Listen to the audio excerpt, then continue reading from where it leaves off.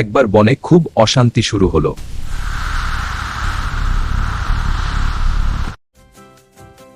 রাজামশাই বিচার করুন, মুরগি আমার বাসা ভেঙে ফেলেছে। বটে, বিচার করা হোক।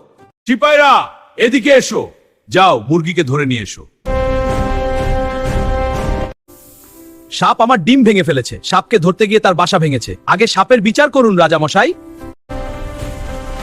হরিণ আমার লেজে আঘাত দিয়েছে, তাই পালাতে গিয়ে ডিম ভেঙেছে। হরিণের বিচার করুন। সারস পাখি জোরে ডানা ঝাপটা ছিল, আমি ভয়ে সাপের গায়ে পা দিয়েছিলাম, আগে তার বিচার করুন। সারস পাখিকে ধরে নিয়ে এসো।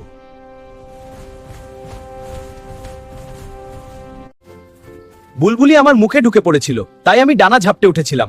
বুলবুলির বিচার করুন রাজামশাই। রাজার আদেশে সিপাহীরা বুলবুলিকে নিয়ে এলো। আগে আমার কথা শুনুন রাজামশাই। ব্যাঙের মুখে শুনেছিলাম রাতে ঝড় হবে, শুনে আমি বাঁচার জন্য জায়গা খুঁজছিলাম। গর্ত মনে করে সারসের মুখে ঢুকে পড়েছি, তাই ব্যাঙের বিচার করুন রাজামশাই। রাজার আদেশে সিপাহীরা ব্যাঙটাকে ধরতে গেল। ব্যাঙ গাছের নিচে গর্তের মধ্যে লুকিয়েছিল, ব্যাঙের পা দেখা যাচ্ছিল। রাজার সিপাহীরা ব্যাঙের ঠ্যাং ধরে টান দিল।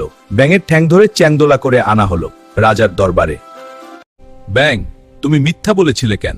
মহারাজ, আমি ভুল করেছি। শহরে বেড়াতে গিয়েছিলাম রাজামশাই, চায়ের দোকানে শুনলাম লোকেরা বলছে রাতে ঝড় হবে। আমি সে কথাই বুলবুলিকে বলেছিলাম।